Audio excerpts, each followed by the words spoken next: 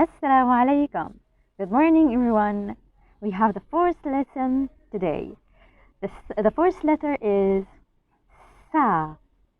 Sa. Sa. The same plate has 3 dots above. Sa. As the sound with number 3. The first sound is Sa. So 3. To remember? 3 dots. Sa. 3 dots. Sa. Okay? As we said, the last lesson is 2 dots. Sa. 2 dots. Sa. To remember. 3 dots. Sa. So if you have line above, Sa. If you have line in the bottom, Si. If you have line, has a circle, Su. Sa. Si. Su. Okay?